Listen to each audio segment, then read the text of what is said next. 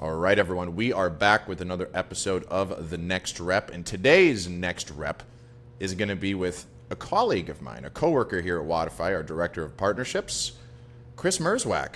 Welcome to the podcast, Chris. Thank you so much for being here. Yeah, Cory, thanks for having me. I'm excited to be jumping on.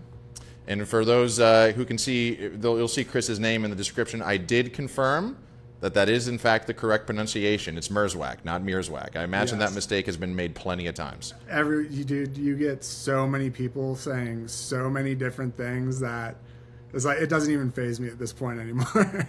I think that second I is probably the most common, right? Probably get a lot of weaks. Yeah, Weak, Myers, Mears. It's all over the place. I'm convinced that no matter who you are, your last name could be Smith, and you're going to get Smythe a couple of times. Like there's no way around it. But anyways, 100%.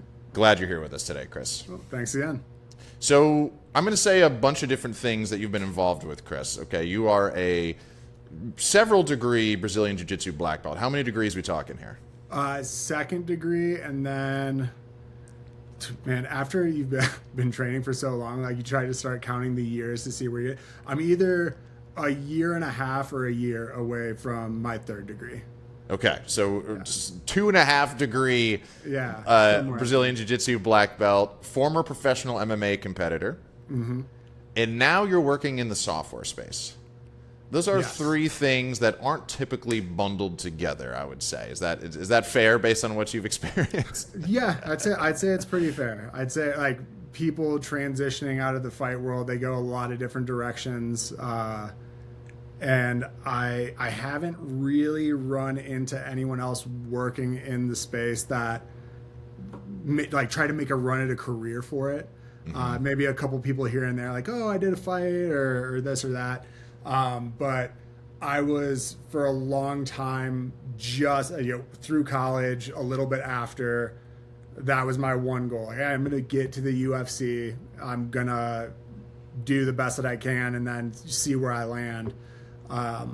And yeah, a lot of people have trouble either, I think, holding on too long to fighting when they need to transition out, or just making the jump to another career path after. It's like, oh, what else do I know? You know?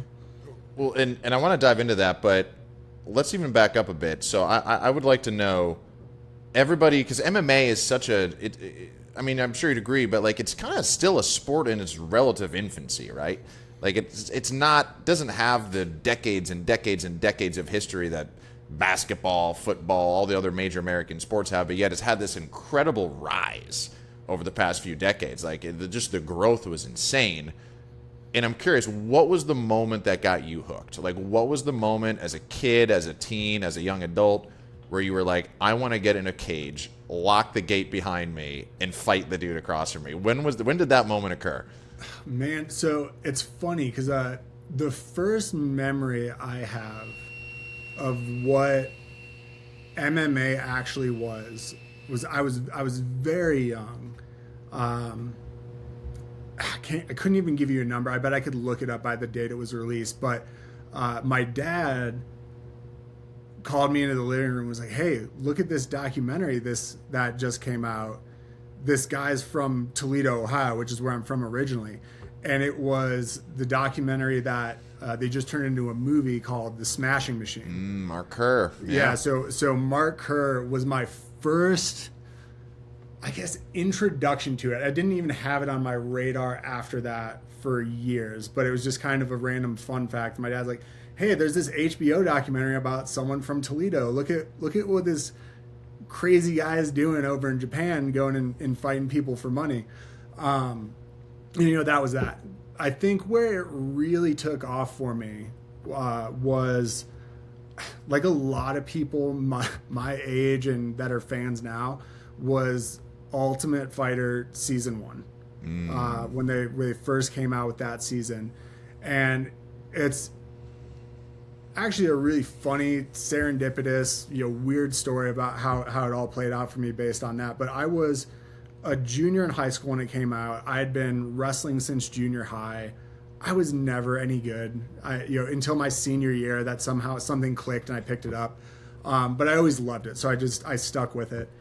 And that show came out, and me and a bunch of my teammates started watching it because wrestling was a big part of it. There was a bunch of high-level college wrestlers that were starting to make that transition, and you loved the show. And then the finale of that first season, I remember I was a junior in high school watching it, was Rich Franklin versus Ken Shamrock was like the main event headliner, and then fight before that was that legendary Forrest Griffin Stephan Bonner fight. Yep. But the Rich one stuck out to me because, again, I'm a kid in Ohio. I'm in high school, and they started talking about all these fighters who I'd never heard of, and see Rich on there, and like, yeah, you know, he's a math teacher from Ohio. He always gives me crap when I tell the story this way, but I was like, they're like listing off math teacher from Ohio, you know, doesn't have a collegiate wrestling pedigree, you know, was never an Olympian. And I go down the list, and to Rich, it's like, oh, you're listing all the reasons why I shouldn't have been there. But to me, I was like, oh man, this is something I could do. Like, I'm not going to be a collegiate wrestler. I'm not going to be an Olympian, but I could go in there and potentially do this. And I think a month or two after that came out, I found a amateur boxing program that was for free for, like, you know, I'm a kid from the suburbs. I'm like, I'm going to go box. And I went to like a troubled youth program to just get free boxing in because I didn't know where else to go. Had fun doing that for a while.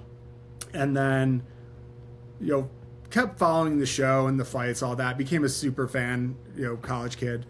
And then my freshman year of college, I came home that summer after. And I'd been wrestling club in college and, you know, meeting people, all that. But I came home that summer, the only summer break I came home from college, and just ran into a random connection through high school wrestling. A coach that was from another high school recognized me. He's like, hey, we're starting to do a bunch of that MMA stuff. You should come to the gym and train with us and check it out. I was like, absolutely, I will. And I went in there. Man, like, going back, things have changed so much. Like, you really had to want to train and fight and seek it out and go out of your way to do it. But we were in this little, maybe 25 foot by 10 foot wide room with wrestling mats on the floor and on the walls, and an abandoned business in, you know, kind of the hood in Toledo.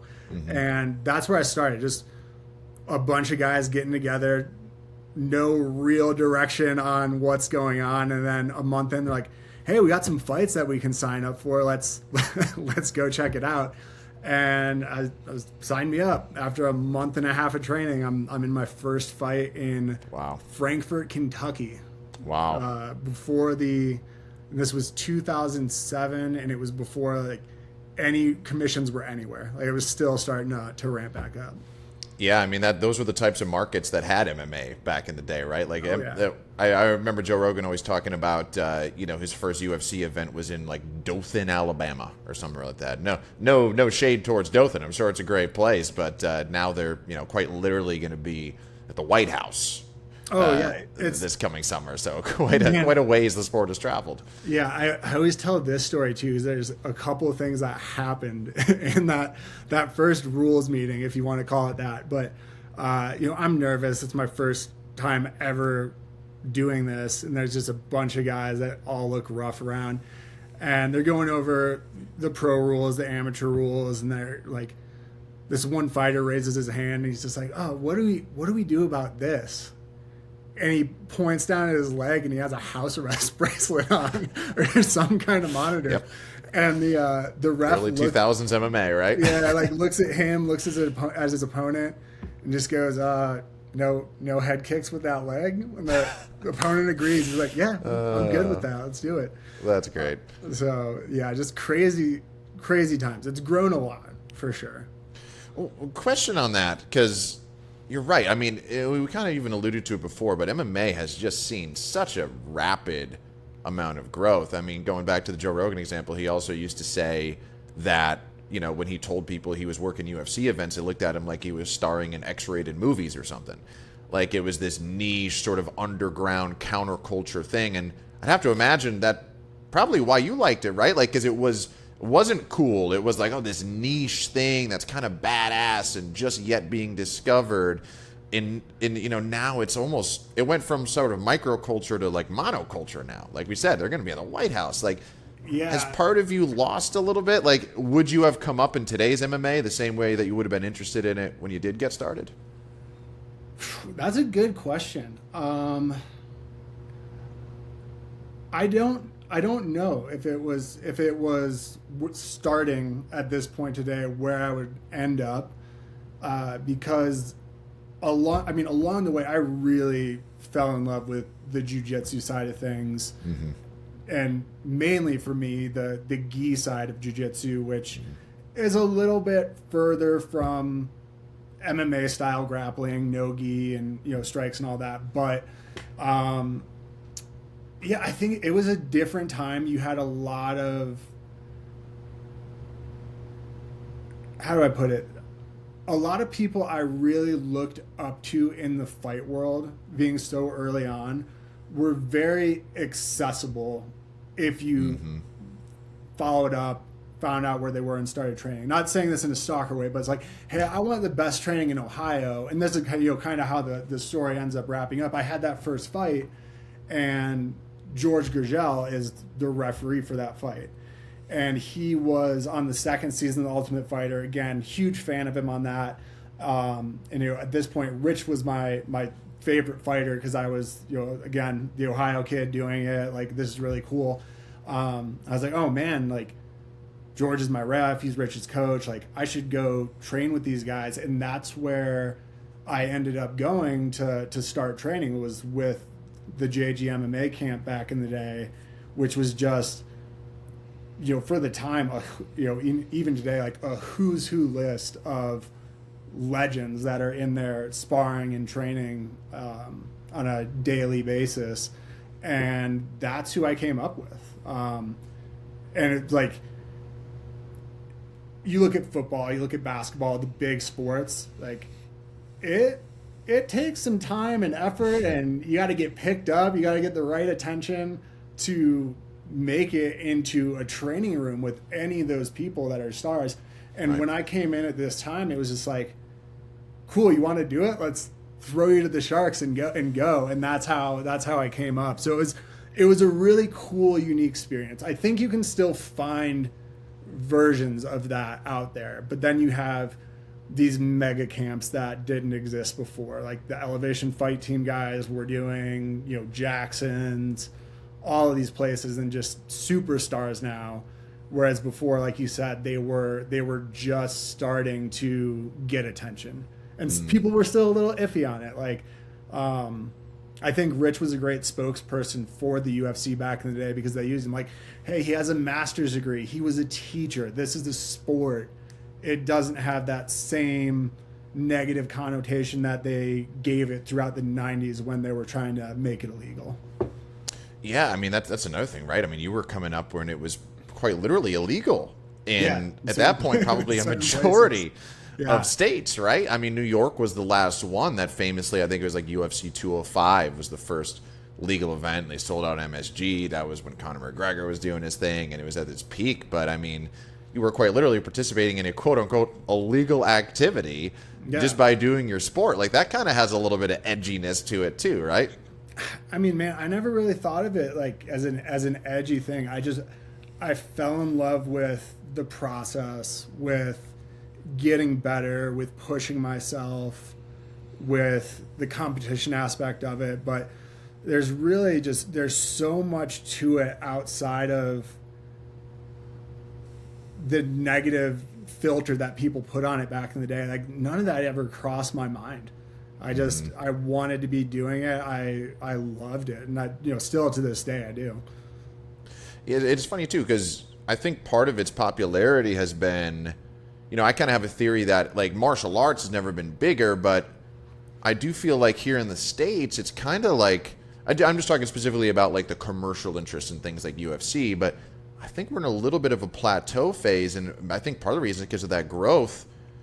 There's not a lot of American champions right now. Like, sport has been so successful across the globe that I mean, I have to look at a list, but I think Merab, who is the UFC champion at 135 pounds, he's an American citizen, but he's from Georgia and kind of reps Georgia. If I'm not mistaken, once John Jones got stripped, I'm not sure if there's an American champion right now, which is wild. I don't know if that's ever been the case prior to today, because back then, you said, I mean, it was Rich in the middleweight division. It was Randy Couture at 205. At 265, it was, Tim Sylvia. There's like, it was a very localized, Americanized sport, and now, which is a great thing, but I think here in the States, it might have just kind of caused a little bit of a plateau because these kids in the United States, they're not seeing those American champions to look up to quite as often. It's possible. I think I wouldn't be the best person to answer that, because oddly enough, as I've gotten older, gotten out of actually fighting and wanting to compete, I really only watch when my friends that are left in the UFC are still competing now, just trying to catch up. Old friends, training partners. I have a few that are left on there, and I'll tune in when they're fighting. But back early on, when I was really hungry and coming up, I was watching it constantly. It was all I was doing. Now it's more jiu-jitsu videos, focusing on work, family, everything else that life has to offer. It's a change of pace, and it's good. And I think having that little bit of separation now is healthy. I think that's a lot of people can't let that go, like still getting after it. And it's like, it's not going to go anywhere. It's not necessary. It's still entertaining. Like I'll follow up on results and all that, but the obsession of trying to make it to that pro fighter level, once that was removed, a little bit of I don't want to use the term fanboy, because it was, I was doing market research or something. I was studying the competition, but that once that was removed, that desire to watch every single fight, every single season of The Ultimate Fighter, it just faded into the background a little bit for me. Well, let's kind of zero in on jiu-jitsu, because you had mentioned that through the process of competing in MMA, you kind of discovered your probably true love, shall we say, which is Brazilian jiu-jitsu, or at least the love that you can continue to compete in, much longer than you could MMA, of course. So, what was that? Was there like a click moment for that as well, where you're just like, might be time to hang up the MMA gloves and go all in on this jiu-jitsu thing? And if there was that moment, was it about longevity? Was it about just reducing injury? Did you see greener pastures? Like, what was that thought process like to kind of leave MMA behind and just go all in on jiu-jitsu? Well, so as I was wrapping up my fight career, so I'll say this: I had 2 shots at getting to that next level. I fought for Strikeforce on a really stacked card. If you ever want to look at a card that would sell incredibly well today, look up the heavyweight Grand Prix Strikeforce card in Cincinnati. It was like September 10th, 2011. I was the opening fight on that card. I am pretty sure every other fighter after me, from undercard up to the top, has gone on to be either a UFC champ or Bellator champ. Wow. Or had previously been like a UFC or like some major champ. So I was the opener. The fight after me was Alexis Davis versus Amanda Nunes. Wow. Like, who currently is the GOAT. Yeah, that was the second undercard fight. And then you had Jordan Meehan versus Cyborg. You had Jacare versus Luke Rockhold. Daniel Cormier versus Russian guy. I can't remember his name right now, but there was just so many people on that card. Josh Barnett was in my locker room. Just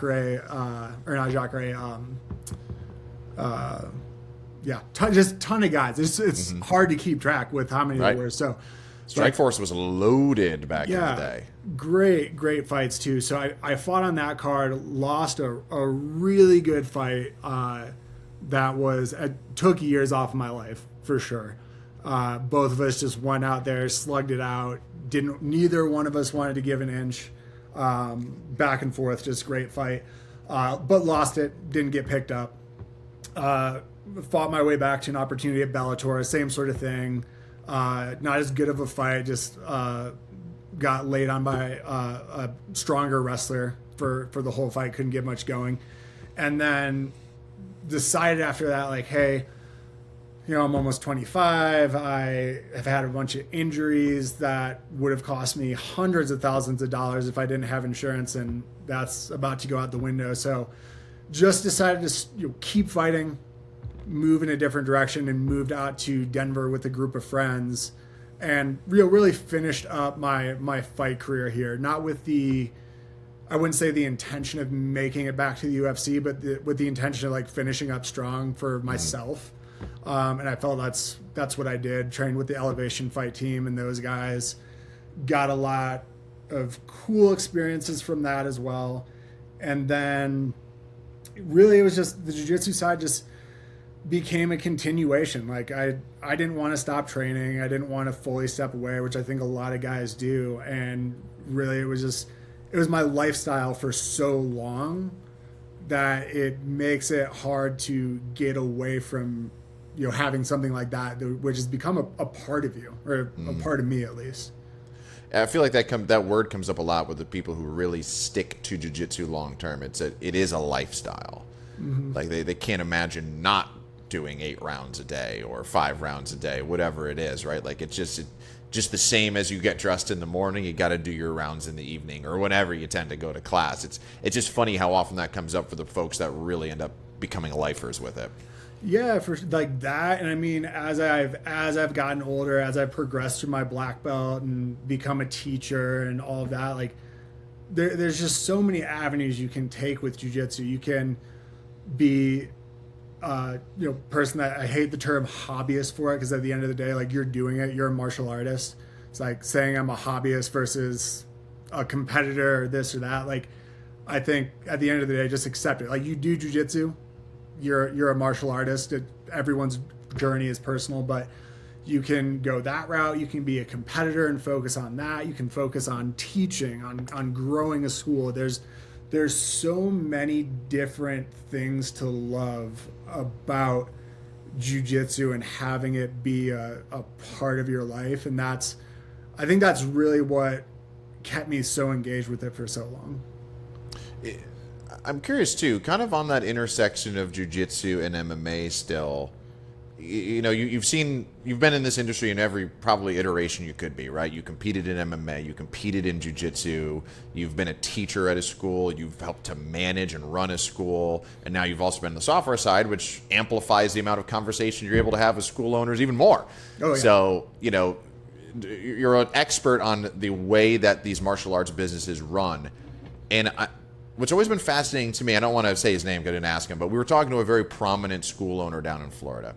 He's got an amazing jiu-jitsu program, and he is very closely connected to MMA. Like he was the best man in a wedding of a UFC GOAT, like just very close to MMA. But he could not stop telling us and ranting to us about how much he hated the MMA program. He's just like, I hate MMA. It never makes me any money. I travel all over the place and it never get paid.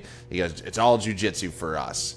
And I feel like that's a pretty common refrain, right? So I guess twofold. Number one, have you found that as well? And number two, why do you think that is? Is there a world where MMA could be a little bit more prominent in these schools and not just kind of strictly jiu-jitsu? So I think there's a couple of varying answers for this. One, jiu-jitsu you really can make and tailor to everyone. It's one of the beautiful things about it. I can have someone that is unathletic, uncoordinated, hasn't played a sport in their life, and I can teach that person a skill set and teach them in the same class as a super athlete that might be out there competing. So you're learning the same thing. It's just, how are you executing it? And they're not going to be weighed the same. And I think even though that person on the jiu-jitsu side that may be a little less athletic, if they're enjoying the experience of learning jiu-jitsu and doing it, it's going to keep them around. Even if they're struggling to get technique down, even if they're taking their time, because at the end of the day, if you have good training partners, you tap, you move on, you try again, you're not hurt. I think MMA, it speaks to a different person, and that person could come from jiu-jitsu. They could learn jiu-jitsu after the fact or whatever, but I think with MMA and MMA training, it's unavoidably harder on your body. It's a lot more intimidating. It takes a certain kind of person to really embrace the grind that it takes to become proficient in MMA and become a good fighter. And that's not as attractive long term for people. I've seen so many people over the years. It's like, oh, I want to be a fighter. I'm here for this. I want to compete. I want to do that. And the majority of them just burn out right away, or they think they really want it until they know what it entails in the long term. And then once they experience that, other things draw them away.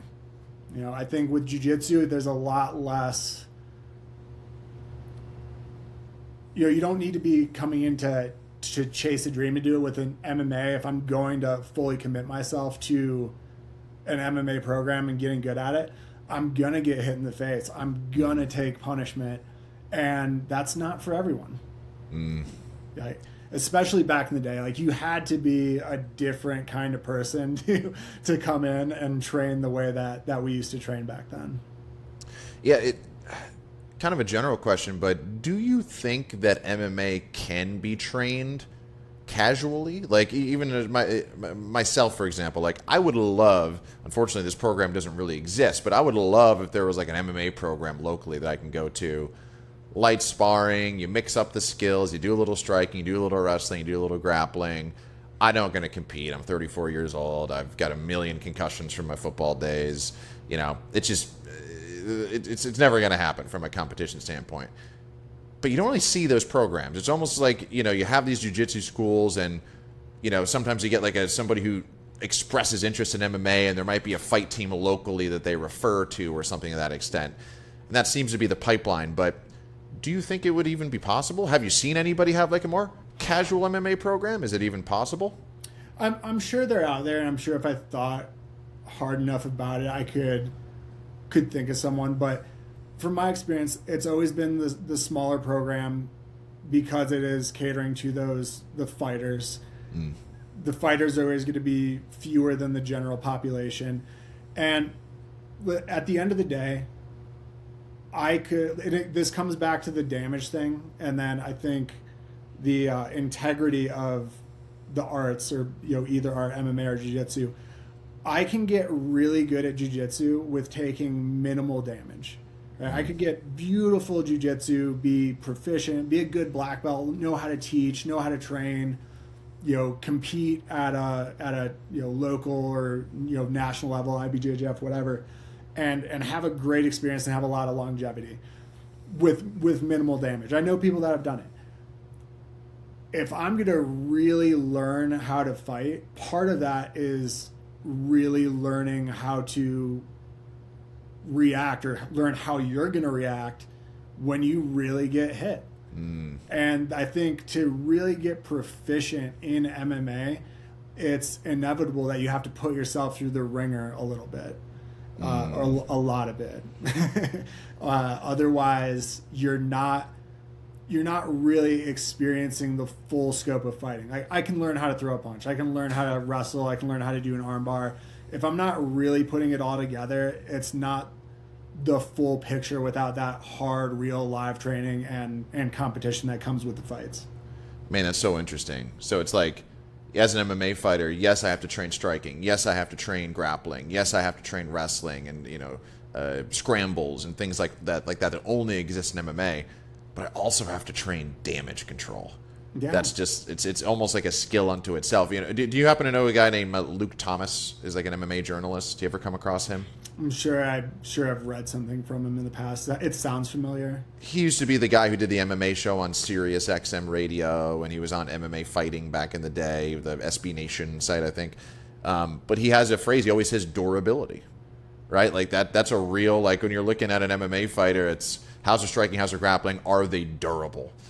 And it kind of speaks to what you're saying, right? Because like if you don't have that, MMA is probably not in the cards for you because it's just a necessary part of the sport. At least that's kind of what I'm taking away from what you're saying there, and it makes a lot of sense. Just those guys don't tend to last very long if they don't have that durability. Yeah, well, I mean, it's the experience. It's understanding the pressure, the things that happen to you internally. That it's like adrenaline dump. Like if how am I going to react when I really get hit in the face? Is it going to wake me up? Is it going to make me cower away? It's like I could sit here and go through flows of drills of, straight right hand to a single leg takedown, passing the guard, mount on top, and then light ground and pound. But until you really know what that is live, you don't really have a true taste for what MMA and like fighting actually is, in my opinion. Like, and there's different kind of fighting, obviously, but when it comes to the MMA side and that type of program in particular, like I'm sure you could have a really successful MMA program. Mm-hmm. You're probably not going to have your high level pro fighters being part of that class because they just need something different, if that makes sense.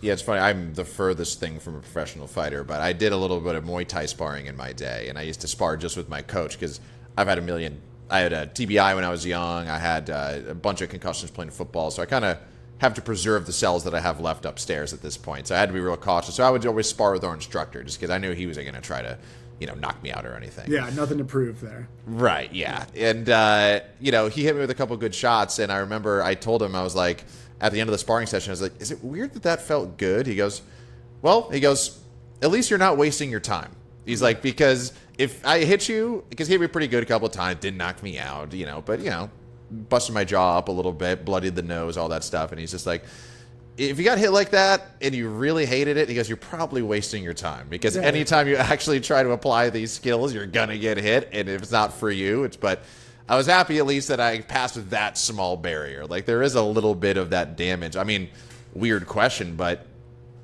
getting hit does kind of wake you up. It does kind of feel good in a weird, sort of very masochistic type of way. Is that what you experienced as well? 100%. It's what, man, when I would spar after being retired, when I would spar with students, just playing around, nothing crazy. It's like, oh, I got hit with a little jab. It's like, oh, I can still do this. Like it just like comes all back, and it gets me really excited. And it's like, all right, longevity wise, I can't be doing this like I used to. It's still fun. It's still there, but it's like the jiu-jitsu side, I don't have to worry about that head trauma that I went through in a previous life. Yeah. It's we got to protect what we have left, Chris. See, we're Wodify needs what few brain cells we have left combined between the two of us. So we got to preserve them as best we can. 3.5 right. brain cells total between us.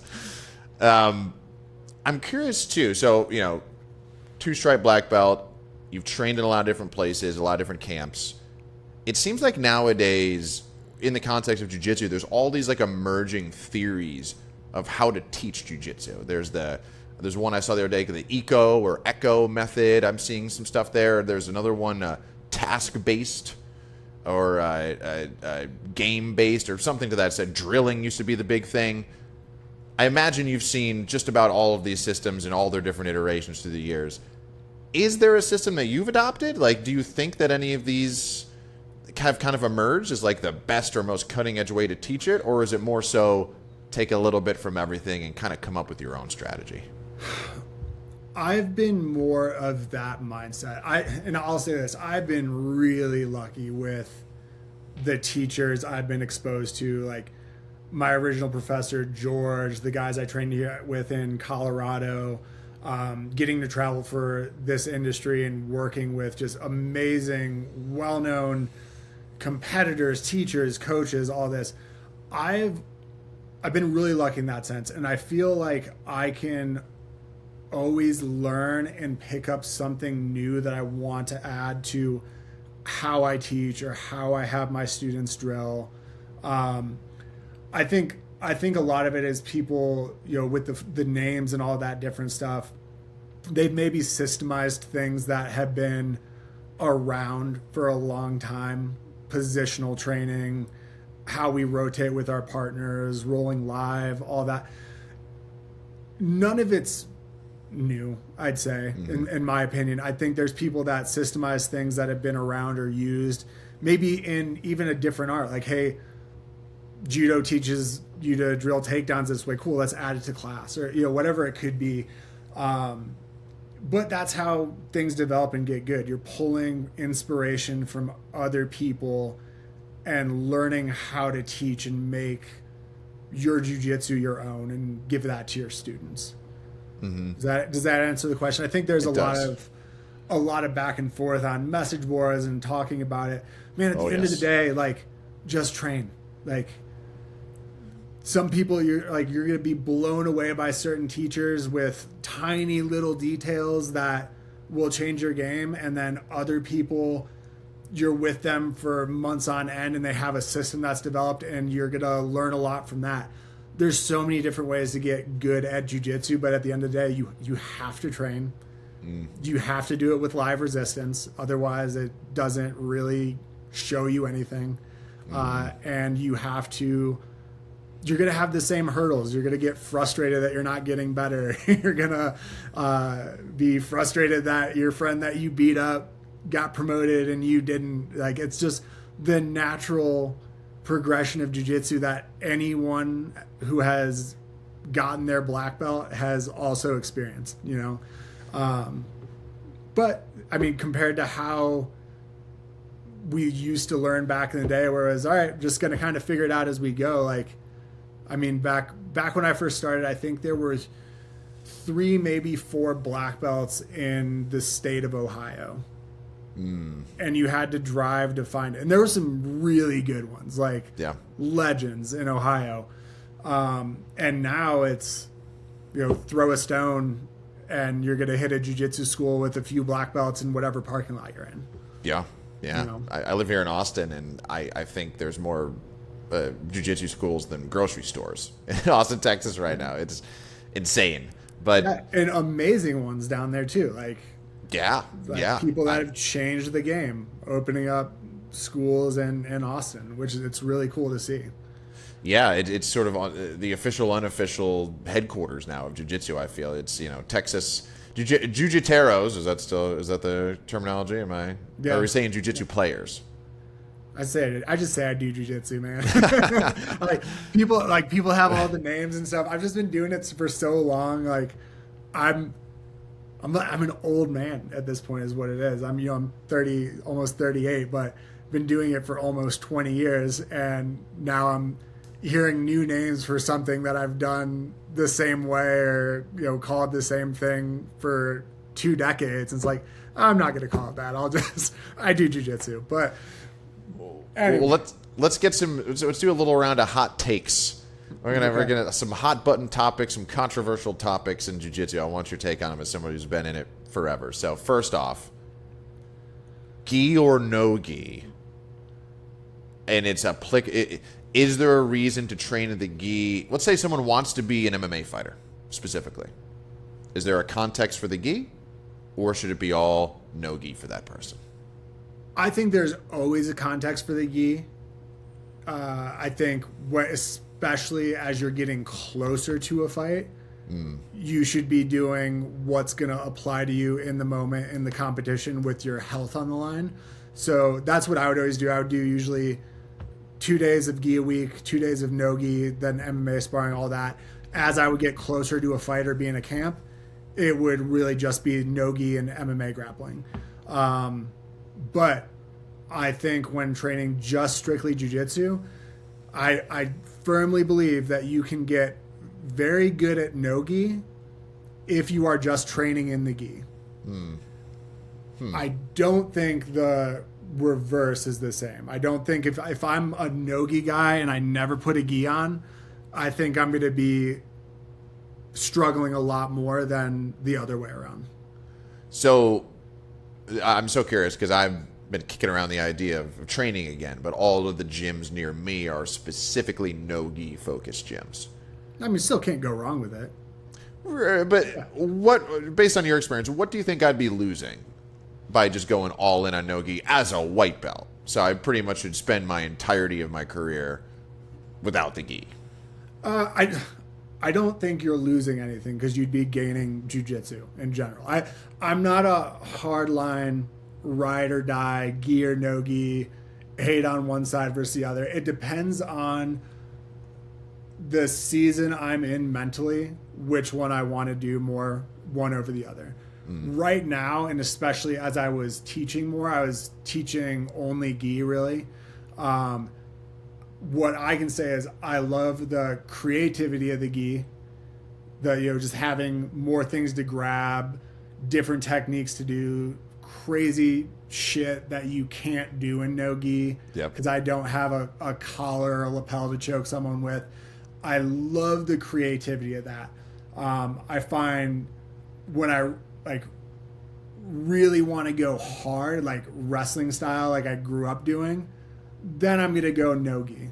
And leg locks. You have a lot of leg locks you can do in no gi that you can't in the gi, but a little bit more athletic, a little bit.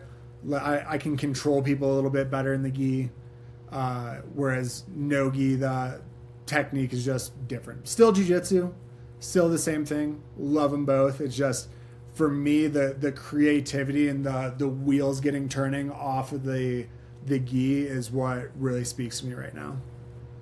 All right, second hot button topic. Takedowns. Do you think, because you've been in a lot of schools, you've managed them, you've obviously, you've been probably in more jiu-jitsu gyms than most people, based on what you've seen in that sample size, how many jiu-jitsu gyms are kind of missing the takedown element? A lot of them. And I think a couple things. If you're going to teach takedowns, you need to know what you're doing when it comes to takedowns. A wrestling background, a judo background, or having learned proper takedowns from a jiu-jitsu instructor who knew what they were doing. And you have to learn how to be taken down. I think a lot of that is missing in structured curriculums where they're not executing it well on educating. Again, you have to remember, not everyone that comes in is going to be a super athlete, a fighter, a college, or even a high school wrestler. And I think if those people are getting taken down without learning how to properly fall and be taken down, you have a lot of risk for potential injury in there. I think if you teach it well, it can be done and people enjoy it. How, when you've seen it done best, is it just like adding a takedown class that's kind of all encompassing, maybe a little bit of judo, a little bit of wrestling, or is it just adding one of those programs, like hiring a local wrestling coach and saying we got a wrestling class on the schedule once a week, or finding, I guess judo is a little harder to find nowadays, at least in the United States, but you find somebody who's a upper belt in judo and you bring him in and say, hey, there's 2 days a week of judo on the schedule. How have you seen it best implemented? Either a standalone class or worked into the regular curriculum. It's like, I think when I would be focusing on jiu-jitsu at the beginning of every class, my warm-up would be generally a flow of positions that you're used to seeing, just so that we're always keeping the basics sharp. But it would be like, all right, let's work on our single leg takedown to a dump for a month for warm-ups, and you're going to pass the guard right off of it and then move into the rest of the flow from there. Just so that people are learning to do it properly. I think, again, like, if you don't learn how to take someone down to the ground, you're going to have a problem using your jiu-jitsu if you really need it. It is one of those odd things, right, where I guess where it kind of goes back to, like, all these sports are kind of in their infancy, where it's like, well, this is a ground-based sport, but we're not spending a whole lot of time talking about how to get them to the ground. Man, it's funny because I actually picked up on it again just now, but before. I think it's the opposite of infancy. As I think this is still to this day, like the oldest sport we've ever had. You go back to pancration in the Olympics. I think it's in the infancy of commercialization and expansion to the general population. Right. Which I think is great for everyone. And I think everyone needs it in their life. And it makes it more accessible to every person. Like I said, when I first started, you had to really search it out.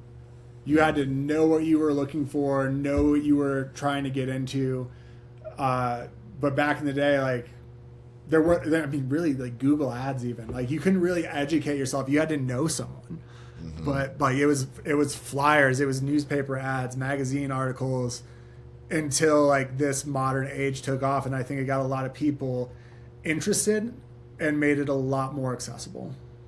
I can't remember who said it, but all sports are basically just a creative substitute for a fight. Yeah.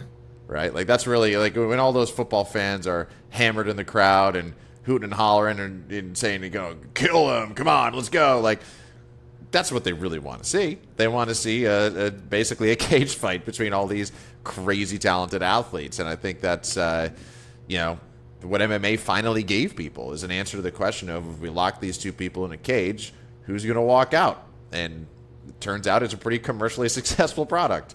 Yeah. If you do it the right way, make it accessible, make sure that it's done safely. Like those are the things that you need to really do to be successful with your product. Running the business outside of that, like, is a whole different ball game that people are just scratching the surface of now, I think. But as far as how we're teaching it, the attention jiu-jitsu is getting now, it's on a completely different level than when I started. So third and final hot button topic. Os or no os? Ooh. Man, I wish I could be a more polarizing figure for you with all these questions. Sometimes yes, sometimes no. Oh, come on, man. Come on. I'm the 1, 2, 3 clap guy. That's where I am. Okay. Yeah. And then a lot of instructors, we have a product here at Wodify that's, displays, this, but just for the audience, that displays techniques up on a big screen. And what we always heard from instructors is they feel like as soon as the students clap, what the technique they just got taught immediately leaves their brain. Oh yeah. Remember that normal jiu-jitsu experience that everyone goes through? Yeah, that's a thing. That's part of it. Yes, I fully understand. I can do that perfectly now. Until my professor or coach is watching. Yep. That's how it goes. Well, Chris, I want to get you out of here with kind of a big question, but one that I think will be appreciated by our audience. So, as you've gone about your travels in the MMA space and the jiu-jitsu space and just the martial arts world as a whole, now working on the software side, dealing with gym owners a lot and trying to improve their systems and increase the efficiency with which their business is running. Is there something based on all that experience that's most commonly you're like, I just want to scream this out loud and hope that all jiu-jitsu gym owners out there hear me when I say this? Does something come to mind? I have a twinkle in my eye because it was in my mind before you finished your sentence. Beautiful. And it's simple. It's straightforward. Anyone can do it. Pick up your phone when someone calls your business. There you go. Easy. First piece of advice to give anyone. But in all seriousness, I think there's so many resources out there now to help people run their schools and run their businesses. There's a lot of noise. There's a lot of people that are successful. It's just like jiu-jitsu. I'm not going to get good at operating the business side of an academy unless I put in the reps and try to learn and implement things the same way I do with my technique. That's the only way you're going to grow. There's a lot of people out there that can help you do that, that can guide you, that have done it successfully, that have systems in place that you can follow. It just takes reaching out and getting help. It takes that effort to go to that next level and to make those changes. The one thing I think has really changed in the last 20 years since I started was before I had to go seek it out to find jiu-jitsu and do what I'm doing. Now it's kind of reverse. Like, I'm a jiu-jitsu school owner. I have to go out and find people to come to me and figure out all the different ways to do that, whether it's Google or different advertising, how I'm communicating. There's just so many things in play now, and it's constantly evolving. But there's people that are successful at it that you can emulate, that you can learn from. A lot of really good ones out there. And that's the cool thing about the partnership role for me, is that I get to work with a lot of these people. Right. Side by side. I get to pick their brain. I get to help implement what they're teaching their clients to do. And just, there's a lot of really good people that can help take those school owners to the next level. So just like your jiu-jitsu, if you want your jiu-jitsu to get better, you get a coach, you get someone to work with, you watch videos, you watch highlights. If you want your business to be successful for your academy, do the same thing. Mm-hmm. You know, I'm one of those guys, like, yeah, I've been around forever doing this. I've trained with legends. I'm not a household name. I never will be. So I'm never going to have that star brand power that's going to attract people. If I want a successful academy, I need to run things a certain way. I need to make this academy its own, business, versus just relying on the fact that I'm a superstar, because I'm not. I will never bring someone in for my accolades in MMA, but if they come in and try because of my marketing, my website, the communication style I have with people, and then they stay because of the jiu-jitsu, like, then I've done my job. And I feel like there's good news in there too, which is that, at least the data we have at Wodify, I mean, some of our most successful businesses are not run by these huge world champion superstar type folks. They're run by your average black belt who got really good at teaching, got really good at implementing business systems, and created a brand that attracted these folks, not just their first and last name, right? Yeah. And that's like the good news that I hear what you're saying, and it resonates with what we're seeing in the data, which is you don't need some crazy, it helps, but the people at the very top oftentimes aren't those people. They're just, normal teachers who just got good at the business side of things. Yeah, for sure. And I'll say this, a good competitor doesn't make a good coach. Right. A good coach doesn't make a good business owner. Like, there's no, you have to learn. They're all different skill sets. Mm-hmm. Doing jiu-jitsu and learning jiu-jitsu is a different skill set than competition. Competition is a different skill set than teaching. Mm-hmm. Teaching, it's his own monster that I fell in love with too. Like, that's to me now the best part of jiu-jitsu. And there's overlap. You can apply different lessons across the board on each, but you have to focus on all of those things.